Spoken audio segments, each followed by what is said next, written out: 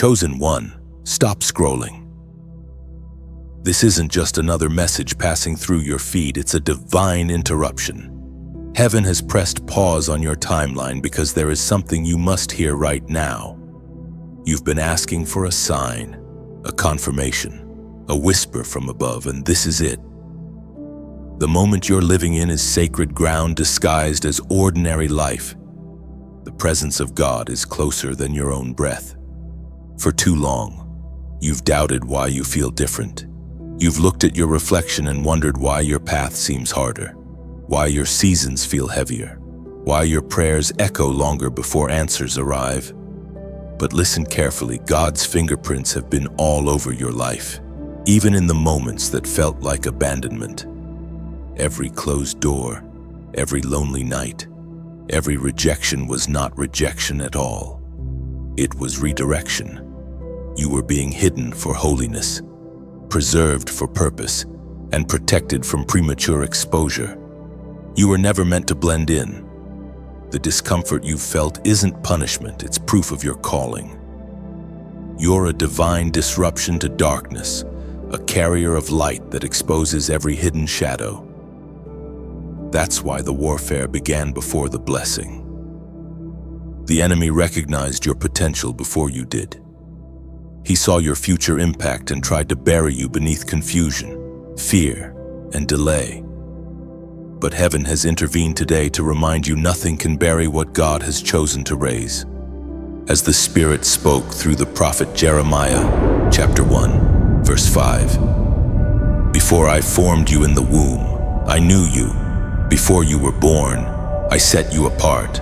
I appointed you as a prophet to the nations. You see, this is why you can't walk away even when you try. This is why, after every fall, something inside you refuses to die.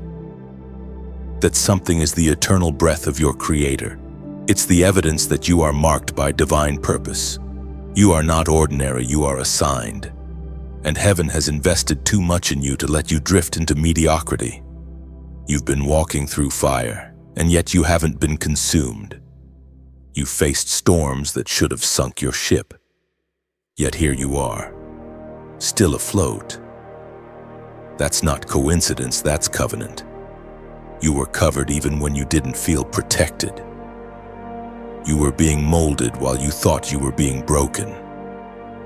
What the enemy meant to destroy you has only made you dangerous. Chosen one, hear this truth: God doesn't call the qualified. He qualifies the called. You've disqualified yourself too many times, believing the lie that your mistakes canceled your mission. But grace rewrote your story before guilt could finish its sentence. The oil on your life came through crushing, and now it carries a fragrance that only those who have survived the fire can release. Look back at your life, every delay has been divine design. You weren't late, you were being synchronized with destiny's clock. The waiting wasn't wasted, it was refining your wisdom. You were being trained in the shadows so you could stand in the spotlight without losing yourself. Heaven doesn't rush what it's building to last. And now, as you read this, your spirit is awakening. That subtle trembling inside you is not anxiety, it's activation. The call of God is stirring your spirit again, stronger this time, deeper this time. He's reminding you that you're not finished, that there's still an assignment waiting for your yes. Don't silence the voice. Don't run from this conviction. This is mercy calling your name one more time.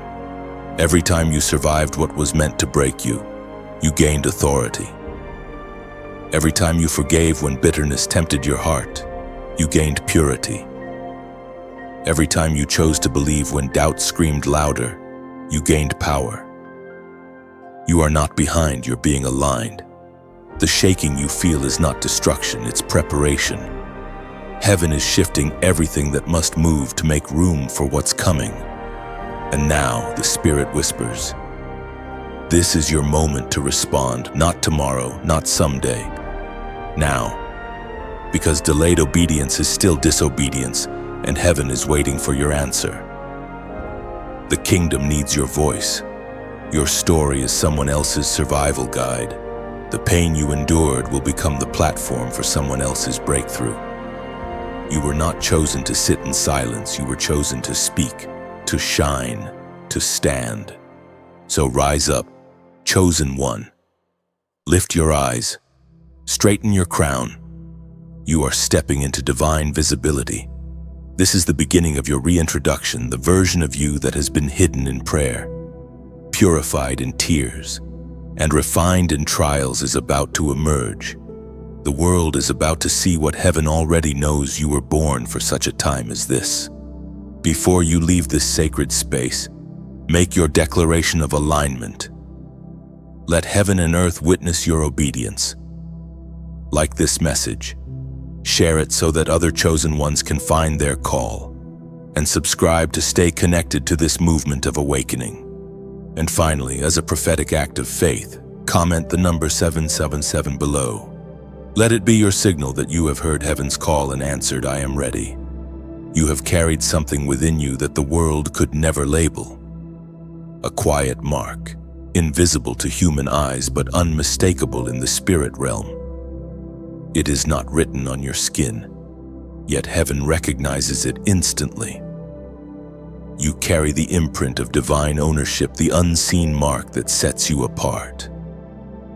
That mark is the reason you could never quite disappear into the crowd, even when you tried your hardest to blend in. Something in you always glowed differently, resonated at a higher frequency. You felt the tension of that calling all your life. You've wanted normal, but destiny would not let you settle for average. When others could compromise and sleep peacefully, your conscience burned with holy unrest. When others walked away from the narrow road, something inside you kept pulling you back. That pull was not guilt, it was grace. It was heaven saying, "You belong to me." Your mark is the evidence of divine selection. It is the seal that darkness fears, the signature that angels recognize, the proof that you are claimed by purpose. Every trial you've endured, every season of rejection, every unexpected redirection, it all revolves around that invisible mark. The enemy saw it before you understood it, which is why the warfare began long before the revelation. He attacked your identity before you could grow into it, but you survived. You always do. And that survival is proof of something extraordinary. The mark cannot be erased. It doesn't fade with doubt. It doesn't weaken with fear. Even when you lost your way, the mark remained, glowing in the unseen, declaring to heaven and hell alike that you are still God's own. The Word of God declares in the second letter to Timothy, chapter 2, verse 19, "Nevertheless, God's solid foundation stands firm, sealed with this inscription, 'The Lord knows those who are His.'" That is the essence of your identity. You are known, fully, completely, eternally known. And no mistake, no detour, no shadow can undo that truth. The Lord knows those who are His, and you are one of them. The mark you carry is not a burden. It is a banner of belonging. Sometimes that mark isolates you. People sense something different about you and can't quite explain it. They may misunderstand you, feel uneasy around you, or even reject you without reason. It's not personal, it's spiritual. The light you carry reveals what others would rather keep hidden. Your presence disrupts darkness. Your words pierce through pretense. Your silence convicts. That's why you've often felt out of place in the environments you once enjoyed. That's why you've lost taste for certain conversations, atmospheres, and pursuits. It's not that you've changed randomly, it's that your spirit has evolved. When heaven elevates you, the old layers must shed. The mark upon you is calling you higher, away from noise and into knowing. This mark is both promise and protection. It guarantees your purpose, but it also guarantees pruning. God will not allow anything to contaminate what carries His name, so He separates you, sanctifies you, sets you apart not to punish but to preserve. Every season of isolation has been a season of inscription, where heaven etched deeper truths into your soul. And the more you surrender, the brighter the mark glows. The world measures success by visibility, but heaven measures it by surrender. You've been learning to bow before you build, to yield before you lead, to trust before you see. These lessons are not accidents, they are the curriculum of the called. The mark makes you teachable, humble, dependent. It reminds you that you are not your own. When you walk into a room, darkness senses you. Demons remember your name not because of fear, but because of authority. You carry the scent of obedience, the fragrance of one who belongs to God. That's why the atmosphere shifts when you pray. That's why miracles often manifest in your chaos, because your mark is a gateway of glory. But carrying that mark also means carrying responsibility. It demands integrity when no one is watching, purity when compromise would be easier, faith when fear feels louder. It means choosing God's will even when it costs comfort. It's not an easy path, but it's the only one that leads to destiny. So when you feel misunderstood, remember you were never designed for the approval of crowds. You were designed for the affirmation of heaven. That invisible mark is your identity. It's your unseen crown. And while the world may not recognize it yet, heaven already celebrates it. You are not lost. You are marked. You are not random. You are recorded. You are not forgotten. You are remembered by name in the courts of eternity. Let this truth settle deep within you. Your mark is not a curse, it is your calling made visible to heaven. And once heaven marks you, no power on earth can unmark you. You have fought battles no one else knew about. Quiet wars in the corners of your mind, invisible struggles behind steady smiles. You've stood in rooms full of people and felt unseen, yet still chose to stand. You've carried pain that had no language, tears that never reached the floor because you wiped them away before they could fall. The world may never know the full weight of what you've survived, but heaven does. These silent battles were not signs of weakness. They were tests of endurance. Every unseen fight was building spiritual muscle. You were learning to rely on strength not your own. You were being trained to hear God in the dark, to believe when evidence was missing, to hold faith when nothing felt firm. The silence was not absence. It was instruction. There were nights you whispered prayers into the air, wondering if they reached past the ceiling. You thought God was distant, but He was closer than ever, teaching you to recognize His presence without proof.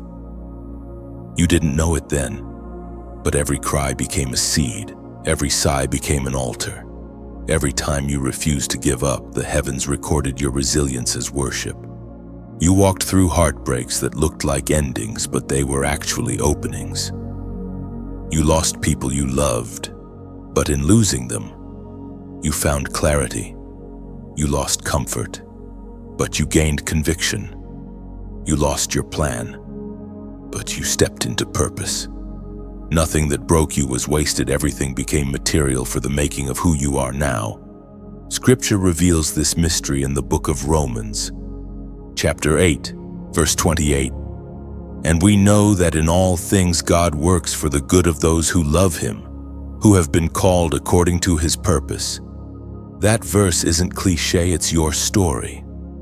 The battles that once made you question God are now the very evidence of His faithfulness. He didn't stop the storm, He strengthened you in it. You were being taught to walk on waves instead of waiting for calm. You didn't lose your mind because heaven held it together. You didn't drown because grace became your lifeboat. The reason you're still standing isn't because the war wasn't real, it's because your assignment was greater than the attack. You carry a calling that darkness cannot erase. That's why the pressure has been relentless, because your purpose threatens hell itself. Your silent battles have refined your hearing. You now recognize the voice of peace that whispers louder than panic. You understand the sacred rhythm of stillness. You've learned that strength doesn't always roar, sometimes it simply refuses to bow. That quiet resilience is the mark of those heaven trusts. And because of those battles, you now carry a new kind of authority. You've walked through pain, so when you speak comfort, it carries weight. You've faced despair, so when you talk about hope, it feels real. Your testimony has become a weapon. Your endurance has become a sermon. You're not fighting the same way anymore. You don't need to prove anything. The war within has birthed peace. You now know that victory doesn't always look like applause. It often looks like quiet persistence, like still believing even when no one claps for you. Chosen one, your endurance is evidence of anointing. Those who have wrestled with pain walk with a different light. That's you now, unchained, unbroken, unfolding. You are proof that survival is sacred. And now let your spirit seal this moment with a prophetic declaration. Comment these words below, "Still I rise," not as a phrase, but as a decree. When you write it, you're declaring that no matter what tried to bury you, you're coming back stronger. That you refuse to stay beneath what God already called you above. That even when the battle was silent, your victory will be seen. You're not who you were in the storm. You're the warrior who came out of it carrying wisdom. Your silent battles built a voice that now carries heaven's echo, and that echo is about to shake the world awake. When you comment, "Still I rise," will know you are declaring spiritual defiance. You are telling every force that tried to silence you that its power has expired. Those 3 words carry resurrection energy. They announce that grace has lifted you higher than pain, fear, or failure ever could. When you type "Still I rise," heaven takes notice. Angels record it as agreement with your divine destiny. You are confirming that what once buried you has now become your soil for growth. You're not just surviving, you're standing as proof that light always triumphs over shadow. When you write "Still I rise," you're not speaking from pride but from purpose. You're saying, "I may have fallen, but I refuse to stay down." These words are your spiritual roar, a public declaration that your story continues, and victory has already been written in your name, before you ever saw your own reflection clearly. Darkness recognized you. Long before you knew what you carried, the enemy knew. He saw the light resting on your spirit and trembled. You have always been marked, and that mark drew both heaven's attention and hell's opposition. The battles you faced didn't begin when you found faith, they began when you were born. Even as a child, there were moments you felt unseen hands pushing against your joy, unseen forces whispering lies into your innocence. You didn't have the language to explain it, but you felt it, the pressure, the confusion, the strange awareness that life was heavier for you than it seemed for others. You were not cursed. You were chosen. The spiritual realm identified you before the physical world did. When light enters a dark place, darkness reacts violently. It cannot destroy light, but it will try to distract it. That's what the enemy has been doing your whole life, trying to bury you under distraction, fear, shame, and doubt. Because if he can't destroy the light, he'll try to make you question whether it's even real. The Spirit spoke through the Apostle John, chapter 1, verse 5. The light shines in the darkness, and the darkness has not overcome it. That single truth has been your hidden shield. The reason you survived battles that others couldn't understand is because the light within you refused to go out. Every attack only revealed its brilliance. You were never fighting for victory, you were fighting from it. The war was never about what you did wrong. It was about who you are destined to become. Think about how many times you were targeted for no reason. People envied you without cause. You entered spaces that instantly became tense, though you spoke no words. That's spiritual recognition. Darkness detects authority.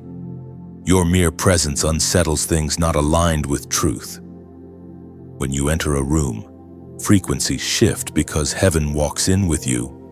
You've wondered why relationships felt fragile, why peace seemed to flee from certain connections. It's because your light exposes motives. Those who thrive in pretense feel uncomfortable near authenticity. Your existence itself calls out hidden things. That's not arrogance, it's alignment. You are a mirror of divine presence, and not everyone can face their own reflection. There were moments you tried to dim your light just to keep peace. You told yourself, maybe I'm too much. You apologized for your discernment, for your passion, for your spiritual sensitivity. But that was never humility. It was spiritual exhaustion. God never asked you to shrink. He asked you to shine. Your glow was meant to guide others, not make them comfortable. So when the enemy sent confusion, when rejection came without reason, when heaviness wrapped around your soul, it was all proof that your light was making impact. You only draw fire when you're effective. The attacks have been confirmations disguised as chaos. Every storm that rose against you was afraid of what would happen if you stood still long enough to recognize your power. The truth is, darkness always recognizes destiny before the chosen one does. The enemy saw the assignment attached to your life and did everything possible to derail it early through trauma, distraction, or despair. But none of it worked. You may have been wounded, but you were never destroyed, and you may have stumbled, but your purpose never did. You've come to understand that opposition is often the loudest prophecy of your importance. You don't need validation when warfare already confirms your value. The size of your battle is a mirror of your anointing. The weight you've carried is a measurement of the influence you were born to release. Now you are awakening to awareness. You're no longer asking, why me, but rather, what now? You've realized that your calling is not to escape darkness, but to illuminate it. You were never meant to run from the night, you were meant to rule in it. The light in you is not fragile, it's fierce. It's the same light that broke tombs open, the same power that turned chaos into creation. And when you walk into the next season, you will do so with understanding. You will not be surprised when resistance rises, because resistance is proof of movement. You will stop taking attacks personally and start seeing them prophetically. The more you shine, the more you'll see who truly stands with you and who only stands near you. So take heart, chosen one. You don't need to prove your light to anyone. You don't have to convince the darkness to understand it. Your only responsibility is to keep burning, keep walking, keep glowing. For every shadow that rises, there's a greater brightness waiting to be revealed through you. And as you do, remember, this darkness never wins by fighting, it only wins when light forgets to shine. But your light remembers, it always has. There comes a moment in every chosen one's journey when the noise of the crowd fades, and you realize God hasn't forgotten you. He's been hiding you. You've mistaken silence for absence. But heaven has been building something within you that could only be crafted in private. This is the isolation season, the sacred in-between, where your roots grow deeper before your branches rise higher. It's the season when God shields you from premature applause. The world calls it loneliness, but heaven calls it incubation. You weren't buried, you were planted. What felt like confinement was actually cultivation. The same soil that tried to suffocate you was also protecting the seed of destiny that heaven placed inside you. You've cried and asked, why am I invisible? Why does no one see me but God whispers? Because I'm still writing your introduction, He knows when you're ready to be revealed, and He refuses to let you step into the spotlight unprepared. The silence you've been enduring isn't rejection, it's refinement. As the prophet Isaiah once declared in chapter 45, verse 3, I will give you hidden treasures, riches stored in secret places, so that you may know that I am the Lord, the God of Israel, who summons you by name. That's what this hidden season is about. God isn't withholding blessings from you, He's hiding them for you. He's developing the strength you'll need when those treasures are finally placed in your hands. The isolation was never meant to break you. It was meant to build your backbone for the blessing. You see, when God hides you, He's protecting the purity of what He placed in you. Just like a painter doesn't reveal the masterpiece before it's finished. Heaven has been carefully brushing details onto your soul in private. Every unseen moment, every whispered prayer, every uncelebrated victory, these are brush strokes of glory that will one day tell a story of transformation. And when that day comes, you will step forward not seeking validation, but carrying revelation. You'll realize that being hidden was the greatest gift you ever received, because while the world was chasing visibility, you were being filled with substance. You learned patience, discernment, endurance, and humility, the four pillars that make a chosen one unshakable. Now, as your spirit begins to awaken to new purpose, remember every voice that reaches you also needs your voice to continue echoing forward. This movement, these messages, they are not just words on a screen. They are seeds planted in digital soil, meant to reach hearts across nations. When you engage, when you like, share, or subscribe, you're not just clicking, you're lighting a candle in the dark. Each interaction becomes a spark that joins others to form a constellation of faith across the world. And if your heart ever feels stirred to go a little further to help water the seeds being planted here, know this: your support is like pouring a drop of oil into a lamp that keeps thousands of others burning. You're not paying for words, you're fueling the flame that keeps hope alive for someone else. Every share releases a ripple of light. Every comment plants a seed of encouragement. Every act of giving becomes a quiet offering of love. It's not obligation, it's overflow. It's the natural response of a heart that's been touched by heaven and wants others to feel the same warmth. So if you ever feel led, not out of guilt but out of genuine gratitude, you can give as an act of faith, not to earn blessing, but to extend it. You become part of the invisible circle of hands that carry light into unseen places. Just as raindrops together form rivers, your small act joins a flow that nourishes countless souls. But know this clearly: your value here is never measured by your giving. Whether you donate, share, or simply listen, you are still chosen, still loved, still seen. The truest gift you can ever offer is your continued yes to God's call on your life. Your season of hiding is ending. The soil is shifting. Roots are turning into wings.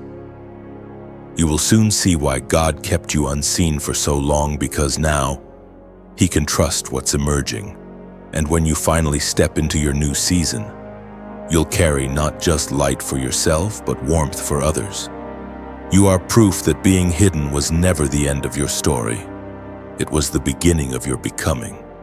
Every offering of love, whether a word, a share, or a single heartbeat of prayer, becomes part of heaven's melody. You may never see the faces you touch, but eternity does. Your light, once hidden in the soil of silence, now flickers through millions of unseen windows, illuminating hearts across the world. And when heaven looks upon you, it smiles. The same God who hid you now reveals you as a living flame of grace. You have become the evidence that divine delay was never denial. Keep glowing, keep giving, keep believing, because your quiet obedience has already rewritten someone else's story. Delay has a way of wounding the soul. You prayed, believed, obeyed, And yet the answer lingered somewhere between heaven's promise and earth's reality. You waited while others were chosen. You watched doors open for them while yours stayed locked. You wondered if God had forgotten your address, your name, your prayers. But what you didn't see was that the delay was never denial, it was design. Heaven's calendar doesn't follow human clocks. Time bends around divine purpose. What looked like a standstill was actually synchronization. God was aligning your circumstances with His perfect timing, because He refuses to deliver a blessing before you're ready to hold it. If you had received too soon, it might have broken you. But now, after everything you've endured, you've learned to carry weight without complaint. You've learned to wait with worship. It's in the waiting that character is carved, in the pause that patience matures. When God seems silent, He's often sculpting your spirit into something sturdy enough to sustain the very thing you've been praying for. The test of delay isn't about what's missing, it's about what's being made within you. We find this truth written in the book of Habakkuk, chapter 2, verse 3. For the vision is yet for an appointed time. It speaks of the end and will not prove false. Though it lingers, wait for it. It will certainly come and will not delay. You see, what you've been waiting for hasn't been denied, it's simply been detained until the moment it can reveal the full weight of its glory. Sometimes, heaven withholds a promise not because you're unworthy, but because your surroundings can't yet hold it. God protects His gifts by perfecting His timing. There were seasons you tried to force open doors, only to find exhaustion waiting on the other side. Yet even that was grace. God let certain efforts fail so that you wouldn't mistake human favor for divine fulfillment. He wanted you to learn that what's born in striving cannot be sustained by strength alone. The promise must rest on peace, not pressure. In the waiting, your faith has been refined like gold. Doubt has been burned away. Pride has been stripped. Impatience has been transformed into intercession. You've discovered that hope doesn't just sit still, it builds altars. Every prayer whispered in the dark became a brick in your foundation.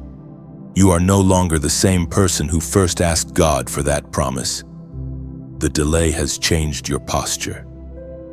You've learned that faith is not a bargaining chip, it's a resting place. You don't chase after answers anymore, you carry assurance. That is the fruit of waiting well. Chosen one, the time you thought you lost was actually being redeemed in secret. Every hidden second was storing strength. Every postponed moment was gathering purpose. Heaven doesn't waste time. Heaven weaves it. And right now, those threads of waiting are forming a tapestry of destiny that will make sense only when you look back and see how every delay connected perfectly. So breathe. The clock hasn't betrayed you, it's been cooperating with grace. The same God who allowed the waiting will redeem it. What took years to bloom will now unfold in days. What felt delayed will soon feel divinely accelerated. You won't have to chase. You'll simply step into what's been waiting for you all along. Your wait is not wasted, it's weight. Every tear added depth to your story. Every sigh invited heaven's attention. Every moment of silence was preparation for a sound that will soon shake your atmosphere. The waiting has made you wise. The silence has made you sensitive. The pause has made you powerful. So let this truth settle in your spirit. The delay wasn't to deny you. It was to define you. Heaven doesn't rush masterpieces. And now, as a prophetic sign that you trust the timing of God, comment the number 444 below. This is not superstition, it's symbolism. The number 4444 represents divine alignment, the foundation of faith, and the stabilizing presence of heaven in moments that feel uncertain. When you type it, you're saying, "I'm done worrying. I trust His clock." The waiting season is shifting into fulfillment. You are about to step into answered prayers that will feel like déjà vu. Things you once dreamed will now stand before you in full color. And when that moment comes, you'll realize that the delay was never wasted. It was a doorway to destiny. Every moment you waited was heaven's rehearsal for revelation. What seemed like pause was actually precision, God rearranging circumstances, aligning hearts, and clearing paths for what only obedience could unlock. The time you thought was lost is returning multiplied, because nothing truly delays the one who walks in divine rhythm. When you comment 444, you're not typing digits, you're testifying. You're declaring that your faith has outlasted frustration, that patience has become your new power. Those numbers become your echo into eternity, a spiritual stamp that says, I am aligned, I am ready, and I trust the author of my timing. There comes a moment when God holds a mirror to your soul, not to show your flaws, but to remind you of the masterpiece beneath the scars. You stand there, seeing your reflection not through the eyes of shame, but through the gaze of grace. Every wound, every disappointment, every unanswered prayer begins to form a pattern, a prophecy in disguise. You start to understand that what once looked like pain was actually preparation, and what you called failure was heaven's handwriting on your destiny. This is the mirror of calling, the moment when you realize that your story is not random, but divinely written. You begin to trace the fingerprints of God across your past and see how everything connects. The heartbreak that humbled you, the betrayal that broke you, the silence that silenced you, all of it was shaping something sacred. Every scar has been stitched into your purpose like golden thread through fabric that once tore apart. The Spirit spoke through the writings of David in the book of Psalms, chapter 34, verse 18. The Lord is close to the brokenhearted and saves those who are crushed in spirit. You've read that verse before, but now you live it. You know what it means to be crushed and still chosen, to be shattered but still standing. You understand that the mirror doesn't just reflect what was, it reveals what's being restored. The reflection you see is not ruined, it's resurrected. When you look closely, you see that your reflection carries light that wasn't there before. It's softer but stronger. It's the light of someone who has been through the fire and discovered that the flames purified rather than destroyed. The mirror becomes holy ground because you finally see what heaven has always seen you, not as the world defined you, but as God designed you. The mirror shows more than your image, it shows your inheritance. You start recognizing gifts that were birthed in the dark, compassion that came from pain, wisdom that came from waiting, faith that grew in the famine.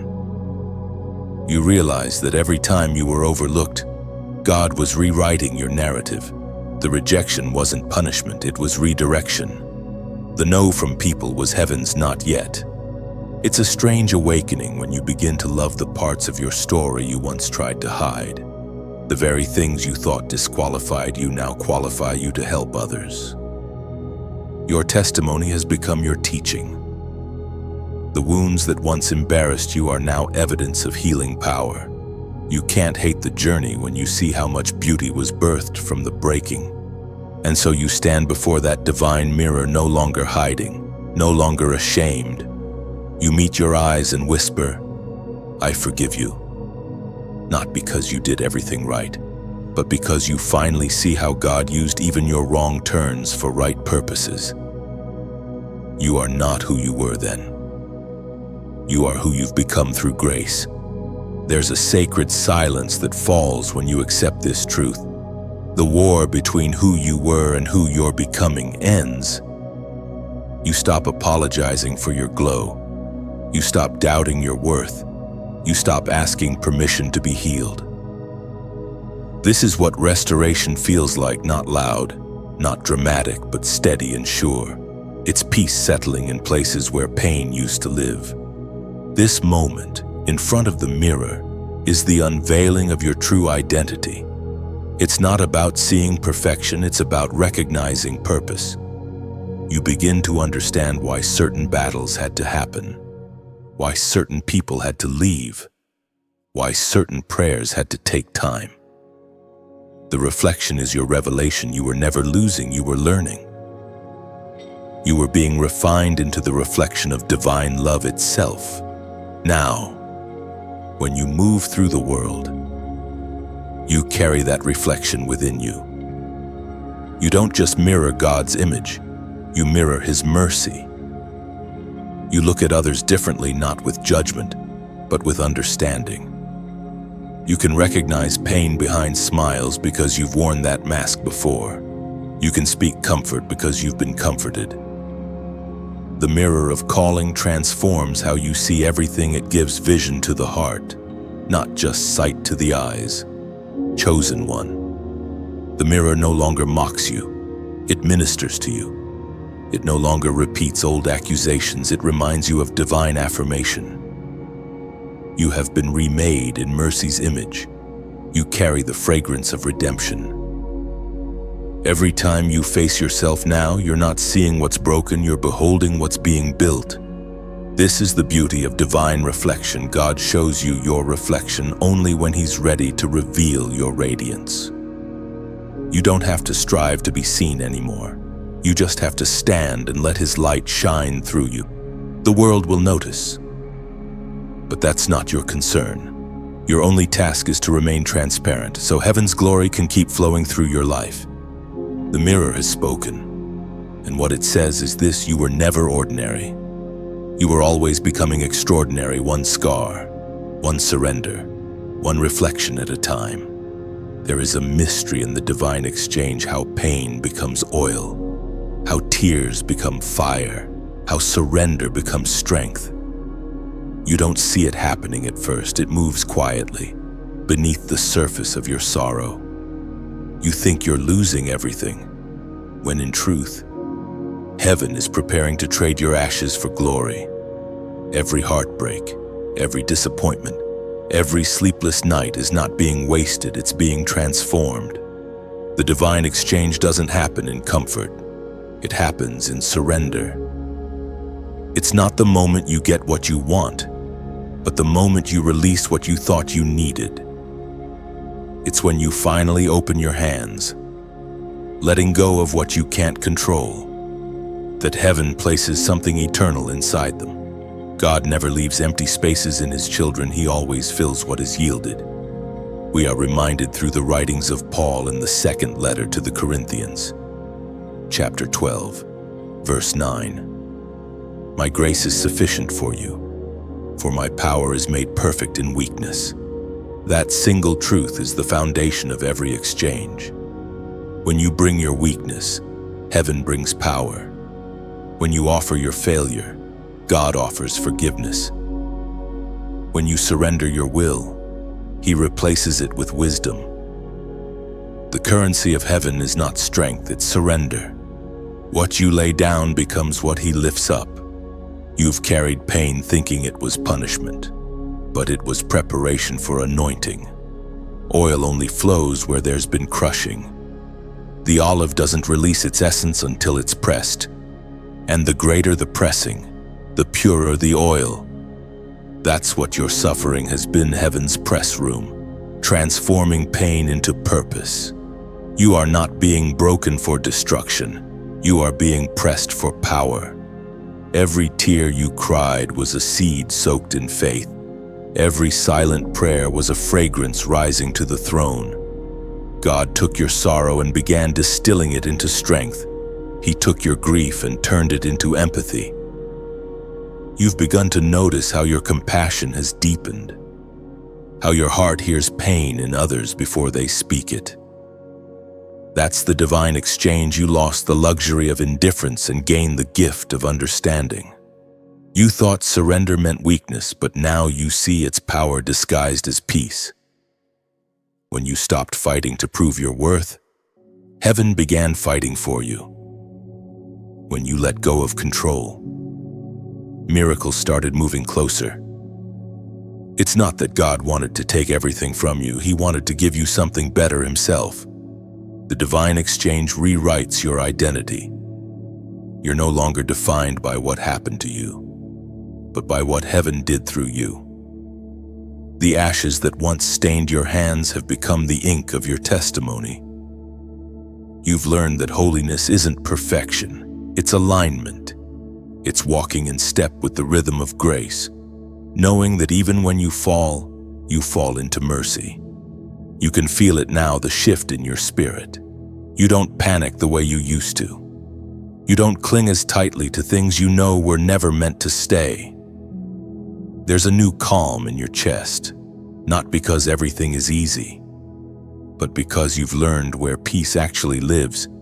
It lives in release, and sometimes the exchange happens so subtly that you don't realize it until later. One day you wake up, and the thing that used to terrify you doesn't anymore.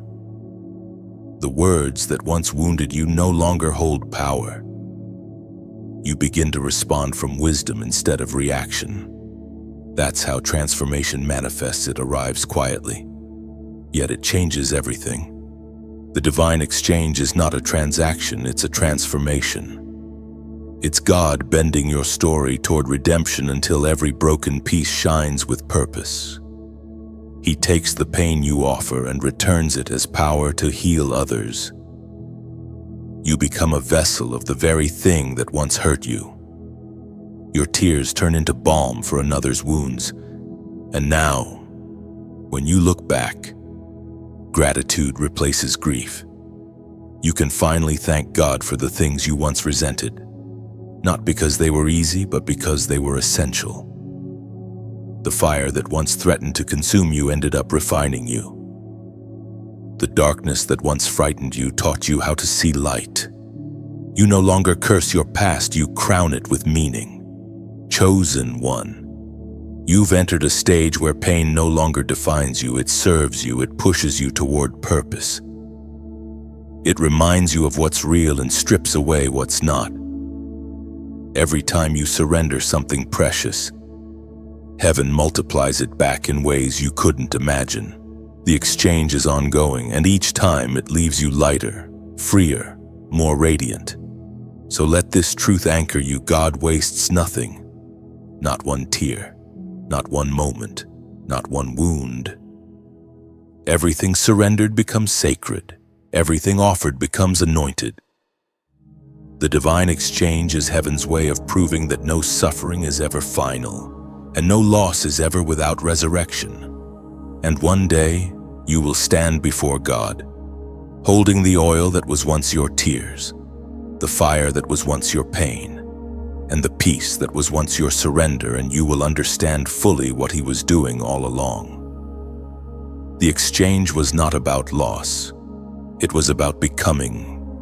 There's a moment in every divine journey when the wilderness no longer feels like punishment. It feels like purpose. You find yourself in dry places where prayers seem to echo back in silence. And yet, deep down, something in you knows you were led there on purpose. God doesn't lose His people in deserts, He develops them there. You've walked through seasons where nothing made sense. The path ahead was unclear.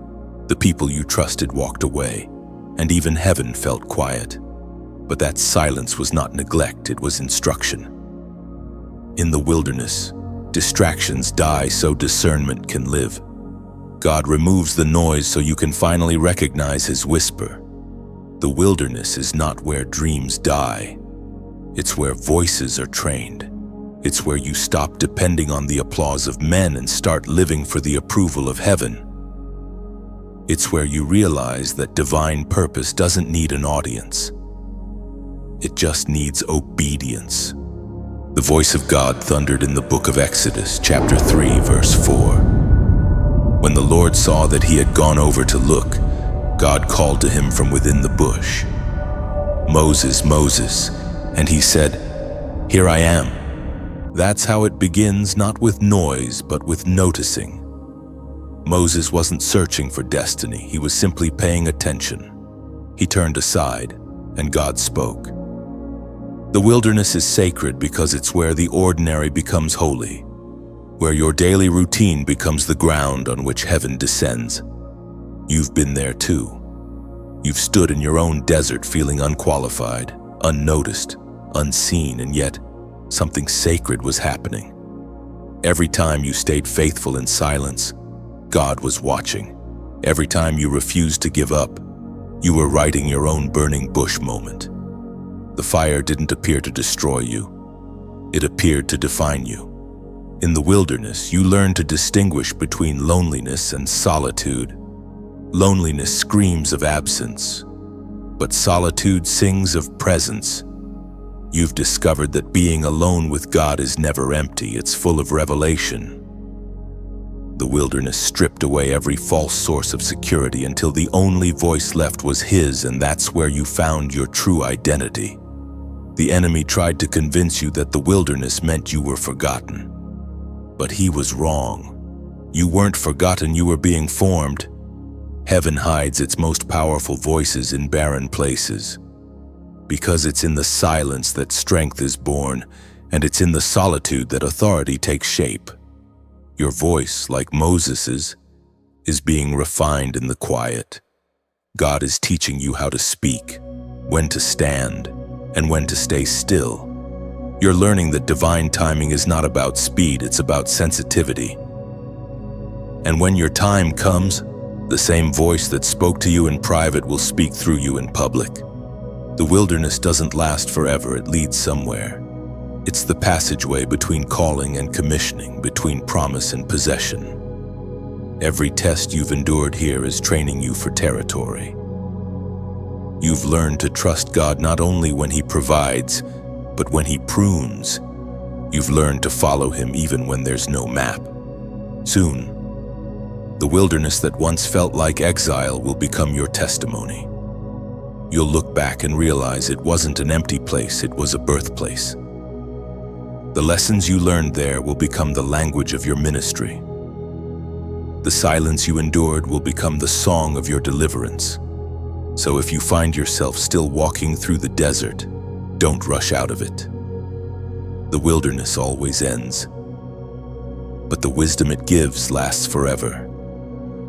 When God finishes what He's forming, He will bring you out stronger, steadier, and ready to speak words that carry heaven's weight.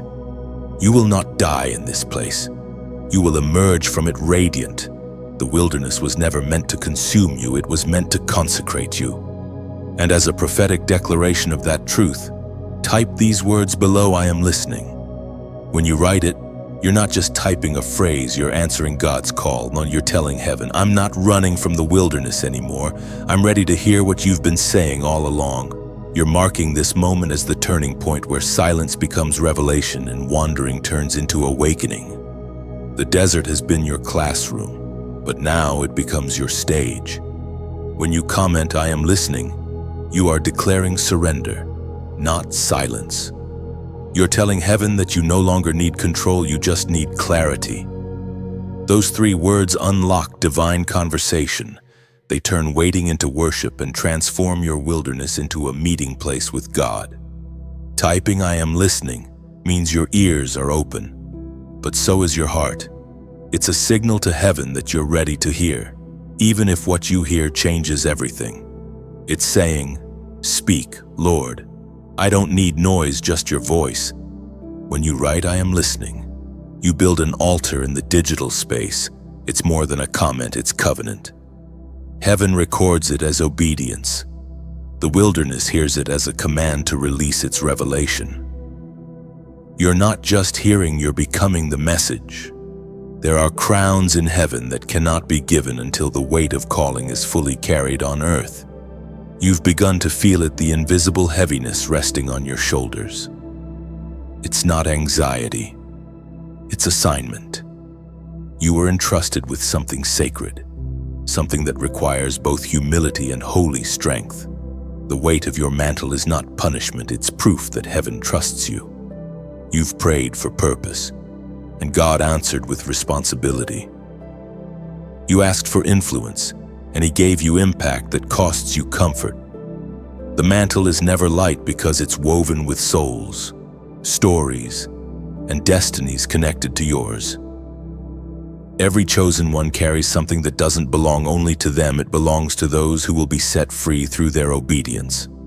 You're learning that the crown comes with a cross. Glory and grief often travel together, because only those who've wept deeply can pour compassion widely. The weight you feel is not a sign of weakness, but of worth. The world sees your confidence, but heaven sees your surrender, the nights you bowed low when no one was watching, the times you whispered yes when fear shouted no.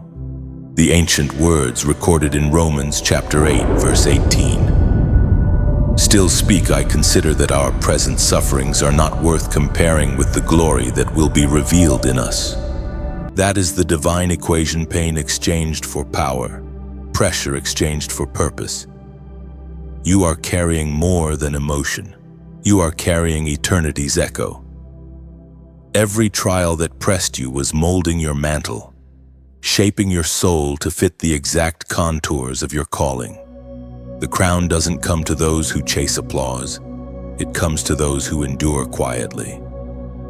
You've discovered that leadership in God's kingdom doesn't begin on stages. It begins in secret places, in tear-soaked prayers, in decisions no one else applauds. The crown rests not on pride, but on perseverance. Still, even warriors grow weary. The weight you bear can make your spirit ache. But remember, mantles were never meant to be carried alone. God places people, voices, and movements around you as pillars of support. Each one is part of the scaffolding that holds up your calling while you grow stronger beneath it. That's why this moment, this connection right here exists. These words are not just sentences, they're shelter. They remind you that you're not carrying this fire alone. And as this fire spreads, others will find warmth in it, too. When you like, share, or subscribe, you're not just reacting, you're fanning the flame. Each act becomes oxygen for the message, helping the light reach hearts that are shivering in darkness. Every share is a spark. Every like is a lamp lifted in the distance. Every subscription is a vow whispered to heaven, let this light keep burning. Your simple click may be the very moment another soul discovers hope again. It's more than engagement, it's agreement. You're saying, I believe this fire must keep spreading. And if, as you read, something within you feels stirred like a heartbeat aligning with heaven's rhythm, then consider this. Your generosity is a drop of oil poured into the lamp of this mission. It's not an obligation, it's an offering. You're not being asked to give, you're being invited to partner. Just as a river cannot flow without many streams feeding it, this movement grows through hearts that choose to pour love freely. Think of it like tending a garden. Some plant, some water, and some simply stand in awe as the flowers bloom. If you ever feel led to sow into this soil, to give, to support, to keep the message alive, know that your seed will never go unseen. Heaven watches every act of quiet generosity and multiplies it into harvest you may never witness in this lifetime. Your gift, whatever its size, is never measured in numbers, it's measured in light. Each act of kindness becomes a candle placed on someone else's path. And together, those candles form constellations of hope stretching across the world. But whether you give, share, or simply breathe this message in your presence here matters. You are part of this divine symphony of strength. The same God who gave you the mantle also provides you the means to carry it. So take heart, chosen one. The weight you feel is a signal of divine trust. Heaven placed it upon you because it knew you would not collapse under it, you would convert it into compassion. The mantle you wear may feel heavy now, but one day, it will shine as your crown. Like, share, or subscribe if these words have touched your soul. And if your heart ever feels led to pour a drop of oil, give, not because you must, but because you may.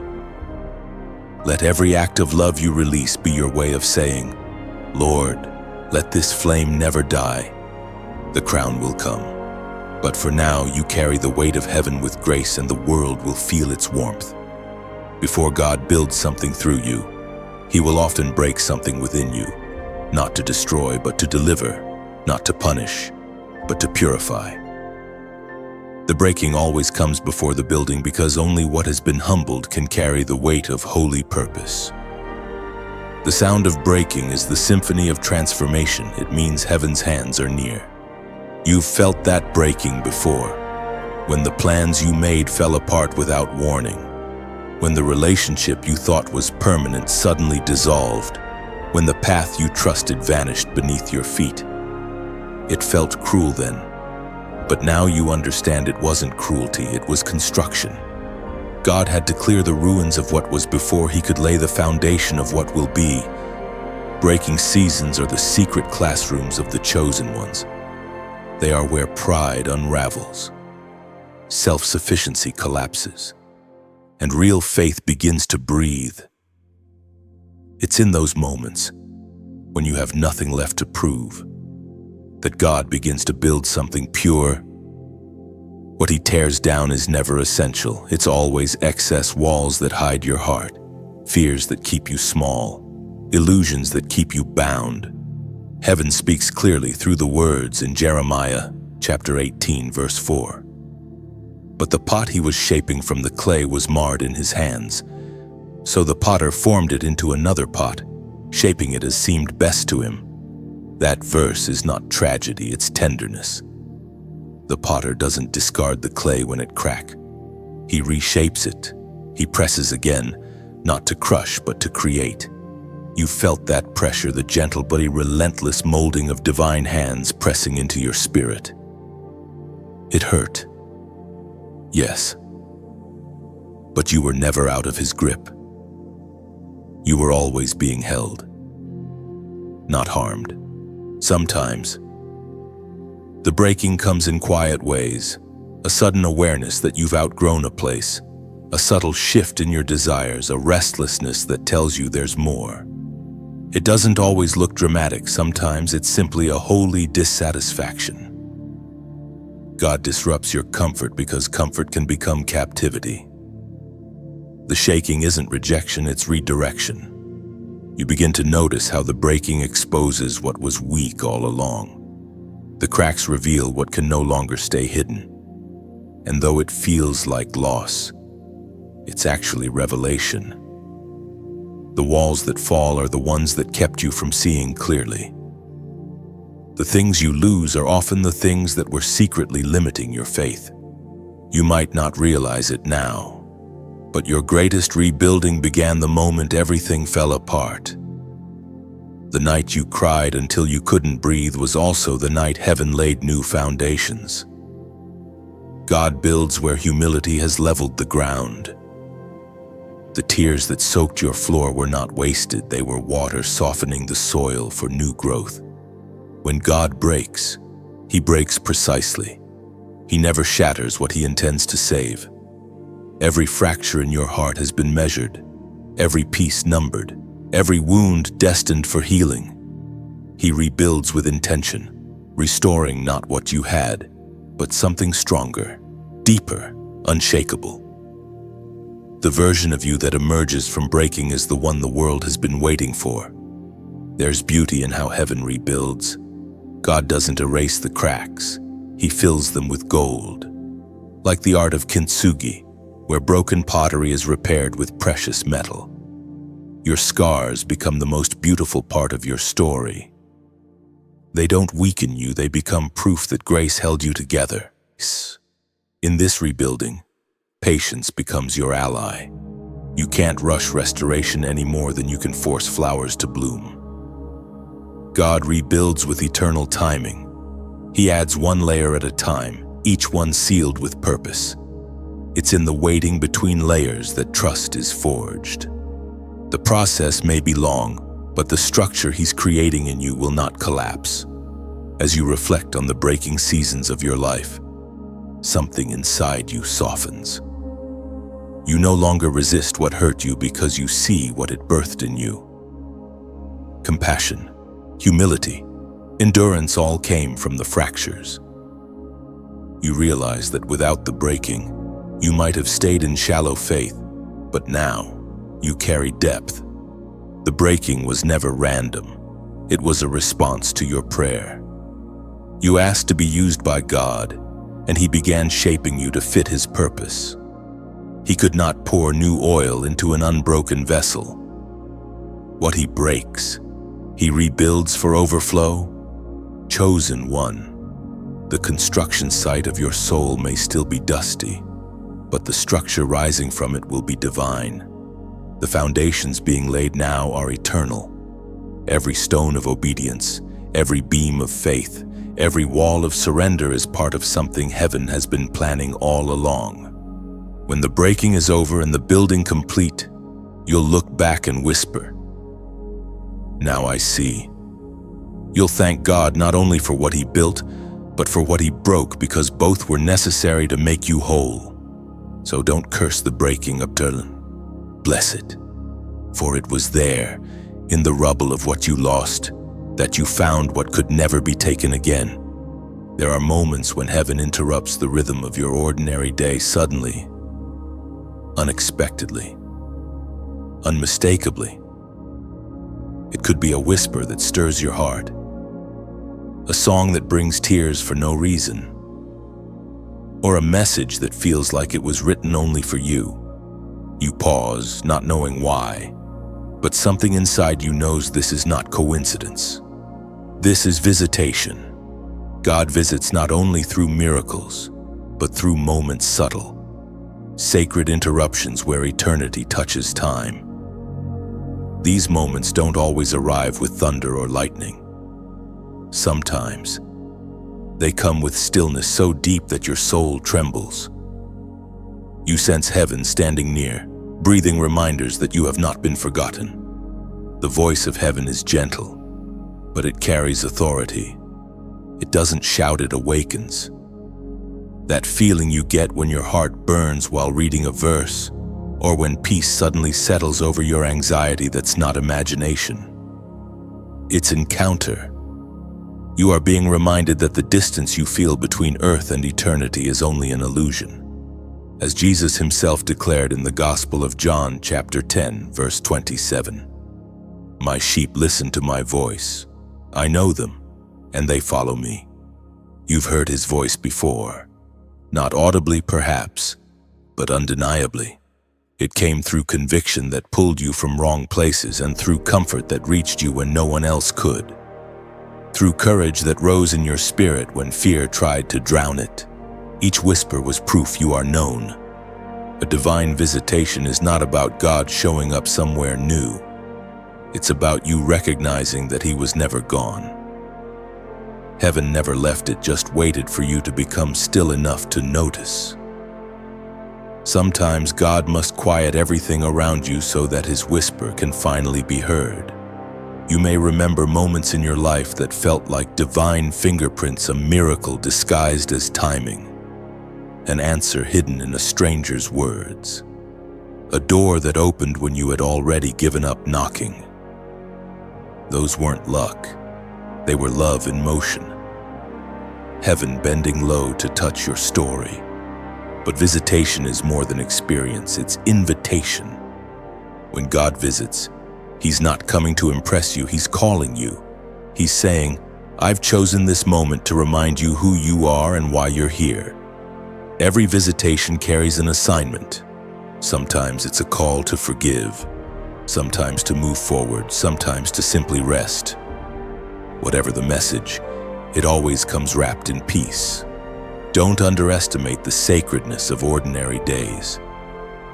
Divine moments often hide in routine. The morning you take a walk and feel God's presence in the wind.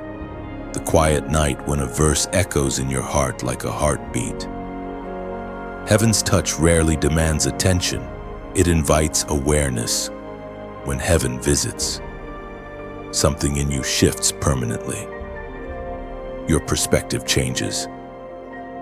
The things that once consumed you suddenly lose power. You stop chasing validation because you've encountered the only voice that truly matters. Visitation always leads to transformation. It leaves fingerprints on your faith. You don't need to chase encounter. When your heart is open, they find you. God visits those who remain available, not perfect. The door to visitation is unlocked with hunger, humility, and stillness. You don't earn these moments, you simply welcome them. Chosen one, maybe right now is that moment. Maybe this message is your visitation. The fact that you're here, reading these words, feeling that quiet stirring inside, it's not random. It's the sound of heaven knocking again, reminding you that divine timing is unfolding even as you breathe. And when visitation happens, your only response is awe, not fear, not striving, just stillness. You realize that the same God who commands galaxies also cares enough to step into your moment. You become aware that the distance between heaven and you has always been paper thin. So let this be your sign heaven has drawn near again. The air around you carries purpose. The silence has turned sacred, and deep within, your spirit whispers, "This is holy ground." To seal this moment, to acknowledge that you recognize heaven's nearness and accept the invitation to listen, comment the number 545 below. This number is not magic, it's meaning. It represents grace multiplied, divine change, and the shift of seasons. When you type 555, you're saying, "I am awake, I am ready. I receive what heaven is revealing." It's your way of marking this visitation not with words, but with faith. Because once heaven visits, nothing stays the same. The atmosphere of your life changes, and the journey that follows will lead you exactly where you were always meant to be. When you comment 55105, you're declaring that transformation has begun. It's your agreement with heaven's timing, your way of saying, "I'm done resisting, let divine change complete its work within me." Typing 555 is more than affirmation, it's alignment. You're stepping into a new rhythm of grace, surrendering control, and allowing heaven to rewrite your next chapter with peace and purpose. Courage doesn't always roar. Sometimes it's a quiet exhale in the middle of uncertainty. Sometimes it's the small decision to get up again when your heart still trembles. Courage, for the chosen one, isn't the absence of fear, it's the refusal to be ruled by it. The battlefield of faith isn't always out there, most days it's within. You faced moments where fear whispered louder than faith, when you stood before choices that could change everything, and your knees shook at the thought of taking the next step. But deep within, a whisper stronger than your doubt reminded you you were never meant to retreat. The fire inside you wasn't placed there for decoration, it was placed there for direction. The Spirit spoke through Joshua, chapter 1, verse 9. "Have I not commanded you, be strong and courageous? Do not be afraid, do not be discouraged, for the Lord your God will be with you wherever you go." That verse is not just command, it's covenant. God doesn't tell you to be strong and then leave you to figure it out. He becomes your strength. The same presence that parted seas now steadies your steps.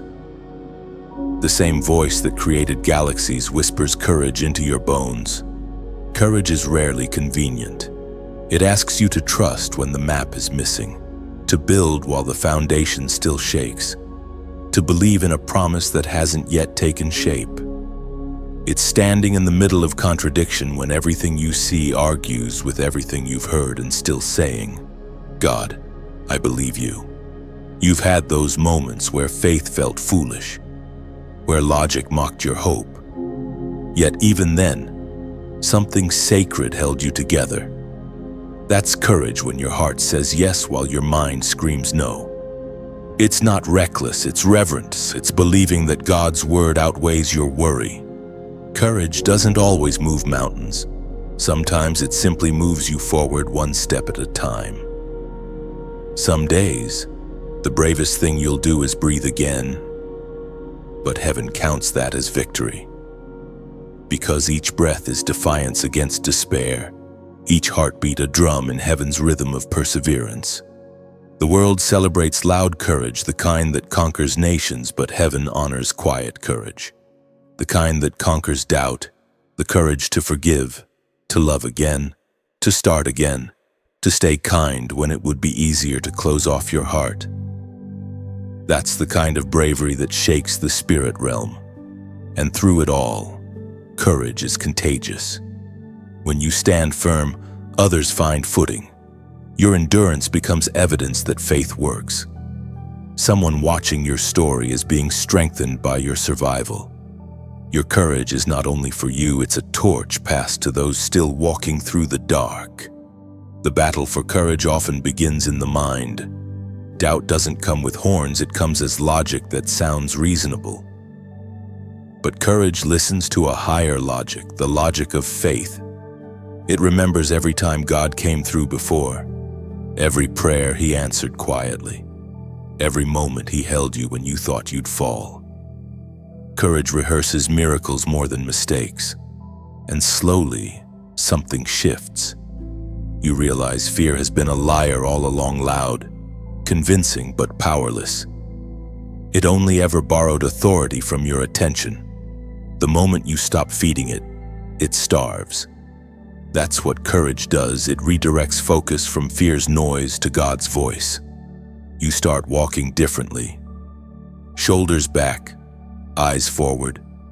Not because you know what's ahead, but because you trust who's ahead. That's courage moving through mystery with peace. You no longer beg for easy roads. You just ask for steady steps. You no longer fear storms. You've learned to dance in the rain because you know who controls the clouds. Courage reshapes your posture toward life. You stop running from battles and start recognizing them as opportunities for glory to appear. You realize you were not built for avoidance, but for advancement. The same spirit that raised Christ from the dead is alive within you, and courage is its language. When fear returns, and it will, you'll meet it differently. You won't panic, you'll pause. You'll remember every valley you've crossed, every victory heaven carried you through. You'll smile, not because it's easy, but because you finally know the outcome. God has already gone before me. Chosen one. The summoning of courage is not about becoming fearless, it's about becoming faithful. Faithful enough to face what others flee. Faithful enough to believe what others doubt. Faithful enough to speak when others stay silent. So stand tall. You were never created to cower, you were crafted to conquer. Courage is not a feeling you wait for, it's a decision you make, and each time you choose it, heaven writes another chapter in your legacy. Your courage is a song that shakes fear's foundations. Every step forward is a declaration that the God who began your story will finish it gloriously. You've been summoned to stand, to shine, to step. And heaven stands behind you, whispering, "Be strong and courageous, for I am with you." There are seasons when everything begins to align, yet it feels almost too sudden to believe. Doors that refuse to open now swing wide. People you never expected reappear with purpose.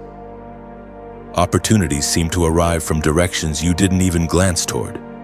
You stand there, halfway between disbelief and wonder, realizing that destiny has begun to rearrange itself around you.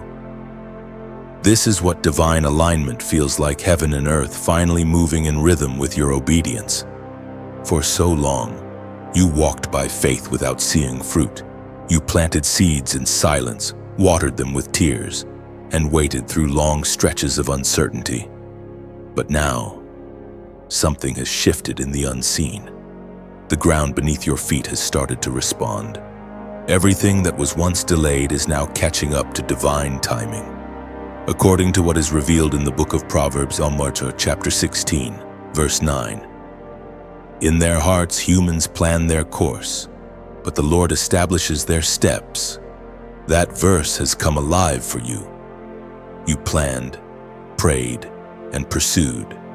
Yet God was quietly orchestrating behind the scenes, aligning circumstances, redirecting relationships, preparing rooms you hadn't even known to ask for. He has been working in the background while you were working in the waiting. Every not yet was secretly a just wait and see. Alignment is heaven's signature on your obedience. It's the moment when your preparation meets God's perfect timing.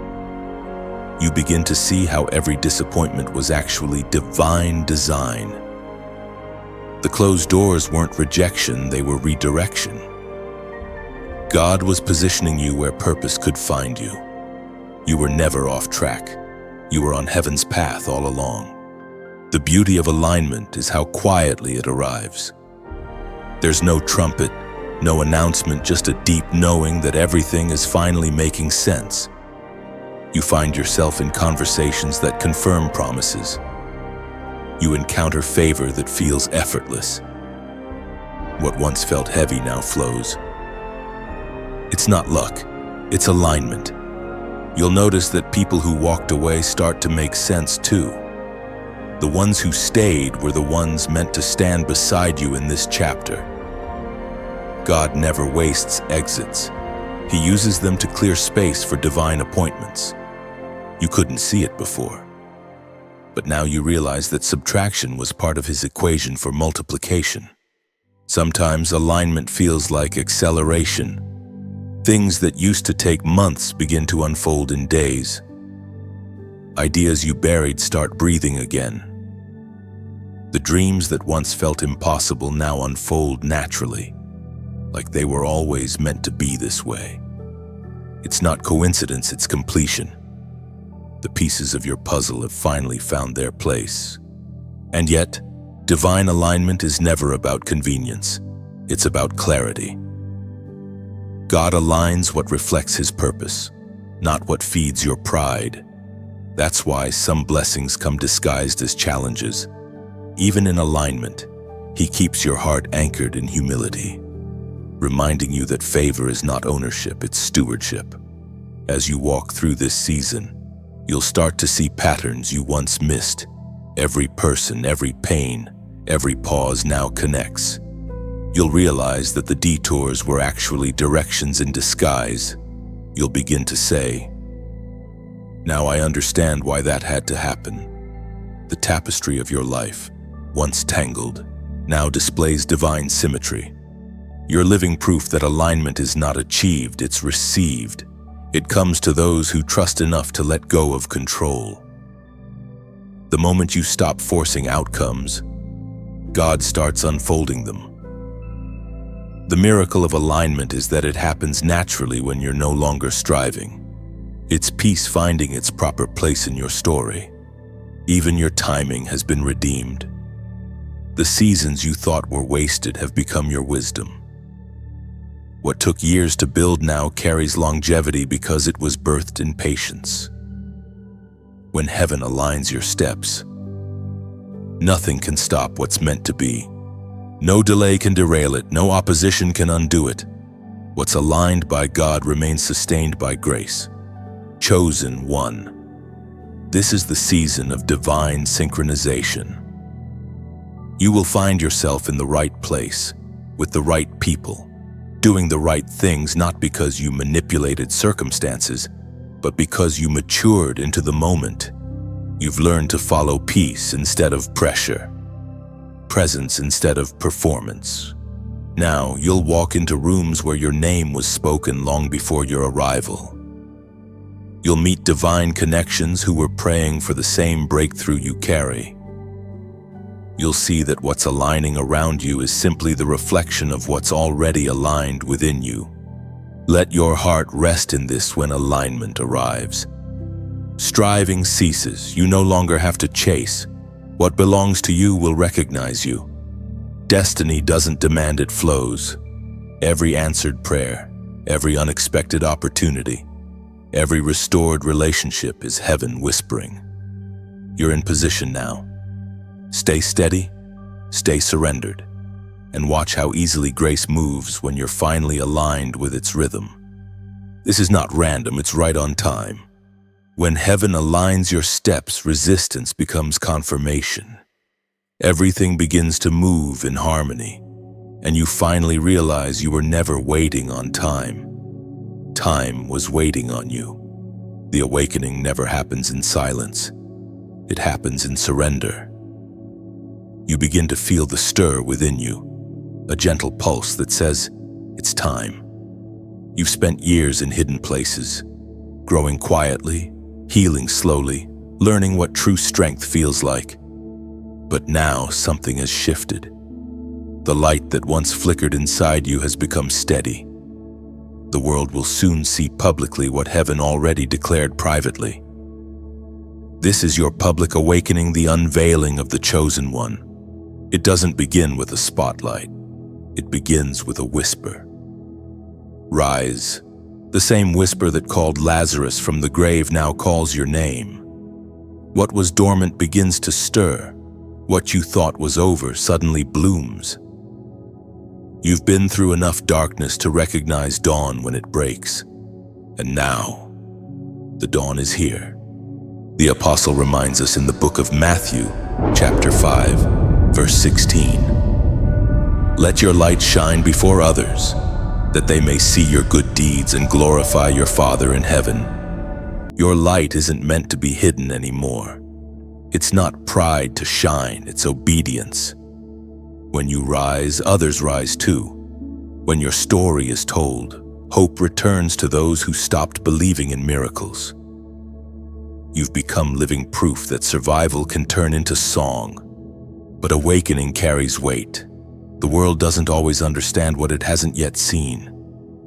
You'll be questioned, doubted, even envied, but don't shrink. You weren't resurrected to remain silent. Every wound has become a window through which God's glory shines. Every scar is a sermon without words.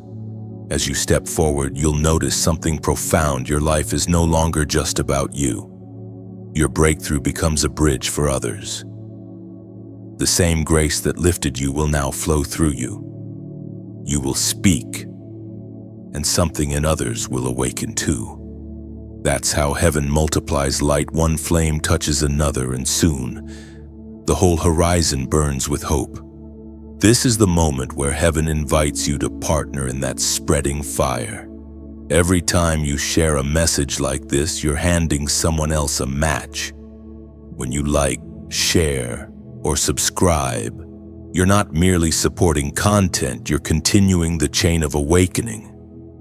Imagine hearts lighting up across continents, one small spark at a time. You never know whose night will end because of your single flame.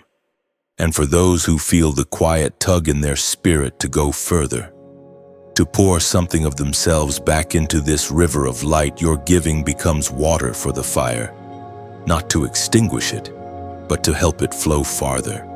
Every act of generosity, whether it's a word, a prayer, or a seed sown, becomes part of the current that carries this message beyond borders. Think of it as tending a sacred fire. Some gather wood, some bring oil, some simply sit near the warmth, but all are part of the miracle. If you ever choose to give, know that you're not funding words, you're fueling transformation. Your kindness becomes the invisible bridge that carries this light into forgotten corners of the world. There's no pressure, only invitation. The beauty of divine partnership is that it's never forced. You give because gratitude overflows, not because obligation demands. The offering is not the requirement, it's the reflection of a heart that's been touched. The same fire that burned through your wilderness now becomes warmth for others through your willingness. Every comment you leave is a testimony, every share a seed, every small act a spark. Heaven measures not by size, but by sincerity. What you release from your hands multiplies in ways you'll never see, like ripples spreading across still water, carrying light into unseen places. You are not just a listener, you are a living echo of the message itself. You've been awakened for such a time as this, to be both recipient and releaser of divine truth. And as you walk into this new season, Remember, the story that once silenced you will now set others free. The world is waiting to feel your flame. Let them see what survival looks like when it's covered in grace. Let them feel what awakening sounds like when it's spoken through courage. So if this word has stirred your spirit, light your candle, like, share, subscribe, or sow whatever your heart chooses. You're not required to. But if love moves you, let your act be the next spark. Somewhere, someone's darkness is waiting for that light. And if this message stirred something deep within you, leave a trace of your awakening below. Write a few words, a prayer, or even a single emoji of light. Your comment becomes another echo of hope. Sometimes one sentence from your heart is the spark that keeps another soul standing. Because when one chosen one awakens, heaven rejoices. But when many awaken together, the earth changes.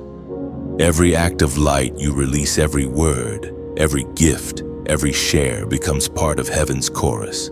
Together, we are building a constellation of hope that no darkness can ever silence. There is a moment in every divine journey when the call to move forward also becomes a call to let go.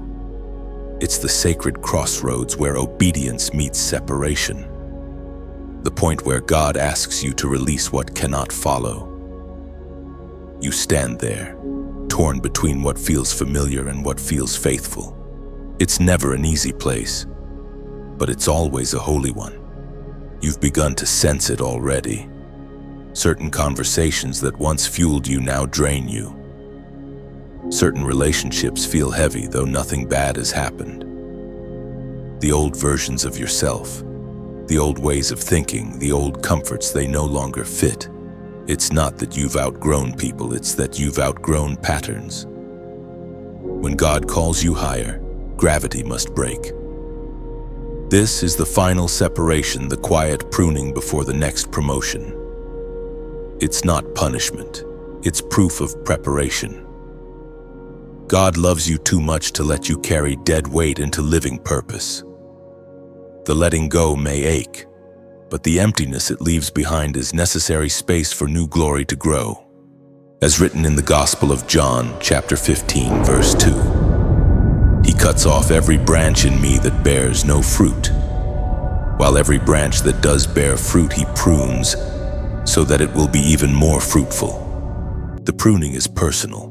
God doesn't cut what He doesn't plan to multiply. The things falling away are not your loss, they're your liberation. You're not being stripped, you're being streamlined. You're not being emptied, you're being expanded. Every divine separation removes what limits the flow of life through you.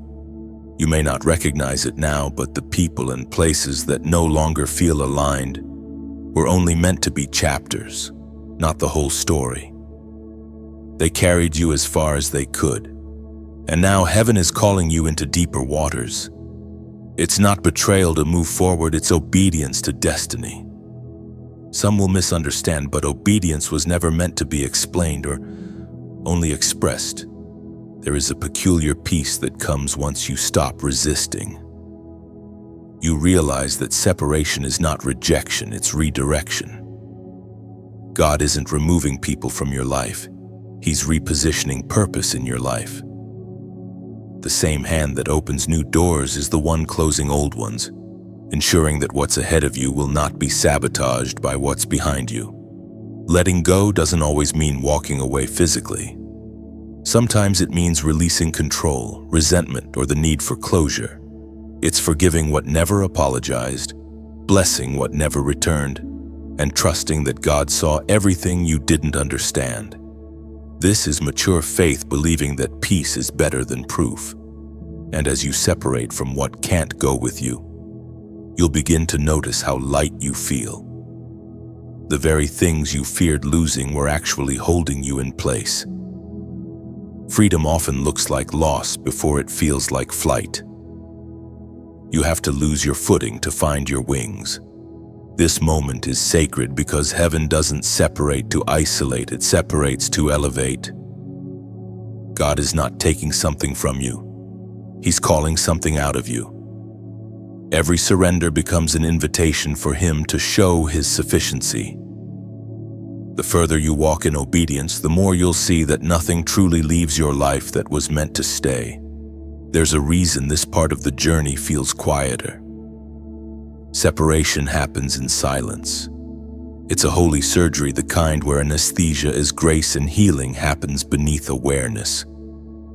You won't feel the fullness of it until later. When you look back and realize that the very people you released were the weight you didn't know you carried. This separation also clarifies your identity. You start to remember who you were before the world tried to tell you otherwise. Without the noise of opinions, your spirit starts to hear heaven again. The things that once defined you, approval, performance, perfection, lose their hold. You learn that holiness is not about addition, it's about subtraction until only truth remains. You'll walk differently after this, more focused, more peaceful. You'll no longer chase after validation or cling to what's comfortable. You'll move in the quiet confidence of one who knows where they're going, even if no one else understands. That's the hidden power of separation. It reveals direction. Soon you'll see why the pruning was necessary. The branches that remain will bear fruit far beyond what you expected. The very emptiness that scared you will become the space where abundance grows. You'll realize that nothing was taken, everything was transformed. Chosen one. The separation you're experiencing is not the end, it's the unveiling. God is removing what's temporary so He can reveal what's eternal. You're not walking away in loss. You're walking forward in legacy. Let the things fall away. Let the paths diverge, and let the silence settle. This is how heaven makes room for the next miracle. You are not being left behind, you are being led ahead. One day, you'll thank God for every closed chapter because it taught you that the author was never done writing. There comes a day when the battle finally quiets. When the striving ceases and your heart realizes it has crossed from survival into sovereignty. You look back and see how every storm, every delay, every tear, and every breaking point has shaped you into something unshakable. This is the moment of coronation, the crown and the commission. It doesn't come with applause, it comes with peace. The same hands that once held you through darkness now place upon your spirit a crown that cannot be taken. You were refined for this. Every wilderness prepared you for wisdom. Every wound taught you how to wield compassion. You are not who you were, you are who heaven has been revealing all along. The Spirit spoke through the Apostle Paul in the second letter to Timothy. Chapter 4, verse 8. Now there is in store for me the crown of righteousness, which the Lord, the righteous judge, will award to me on that day, and not only to me, but also to all who have longed for His appearing. That crown isn't made of gold or silver, it's made of endurance, faith, and obedience. It's the invisible authority of one who has endured with grace. You wear it not on your head, but in your presence. People will feel it before they see it. The same voice that once cried in confusion now carries conviction. The same hands that trembled in prayer now carry healing.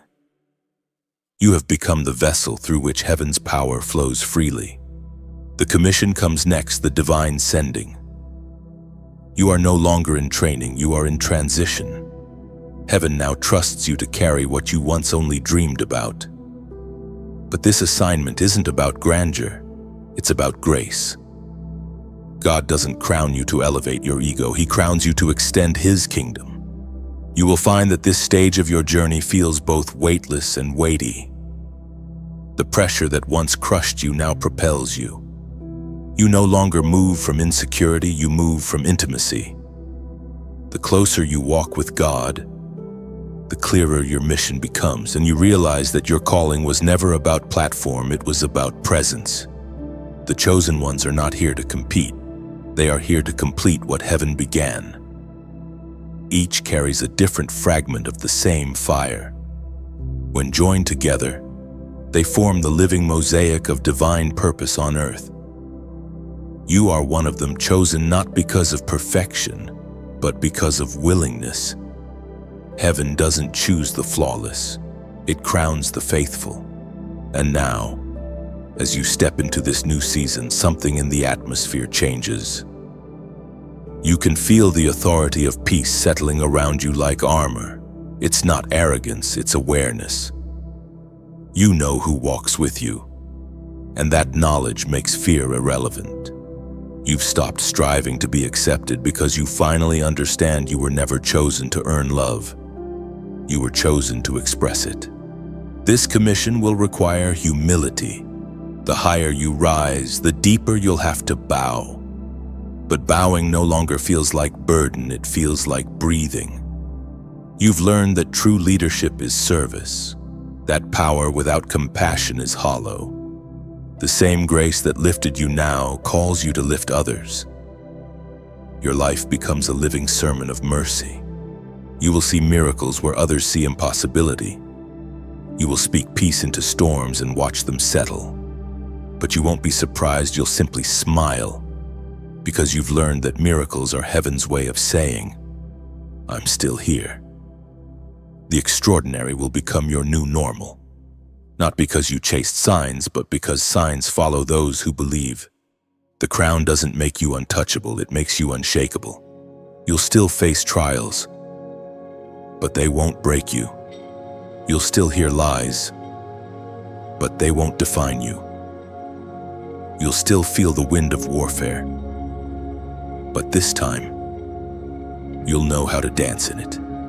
The one who once crawled now commands the ground they walk on. Every place you step will shift because peace travels with you. Every word you speak will carry the fragrance of heaven. You won't need to announce your authority, the atmosphere will recognize it.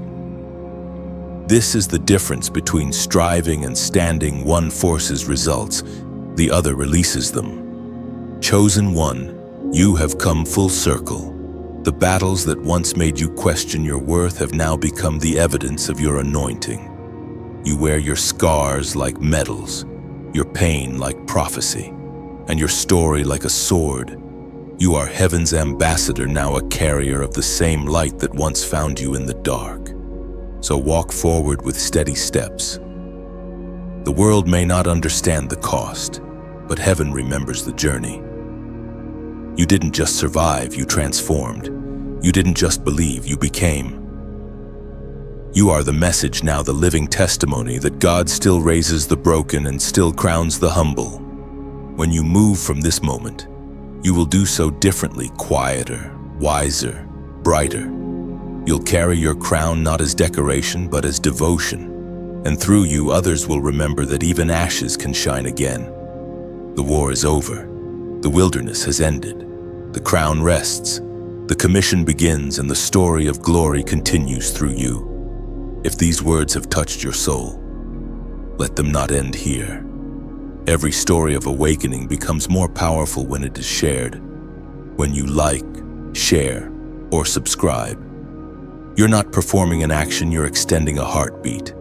Each gesture keeps this flow of light alive, carrying the message beyond the edges of your own story. Someone out there is standing where you once stood, searching for meaning, praying for a sign, hoping for proof that they're not forgotten. Your single share might be their answered prayer. Your comment might be the whisper they've been waiting for. When you leave a reflection below, you're not just reacting, you're releasing hope into the world. Words have wings, and yours may lift another soul tonight.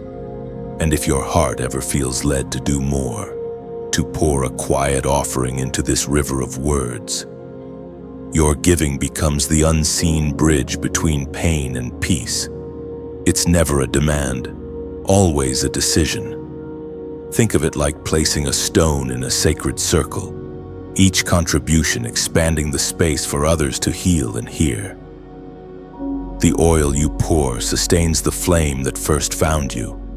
You are part of this story now, Every act, whether a share, a comment, or a gift, becomes another note in heaven's ongoing song of redemption.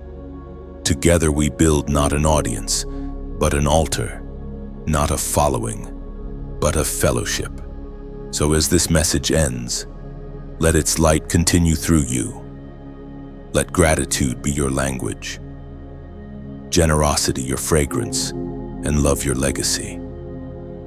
The journey doesn't stop at the final word, it begins again with your next act of kindness. Like, share, comment, subscribe, or simply whisper a prayer of thanks. Whatever you choose becomes light, and the world needs that light now.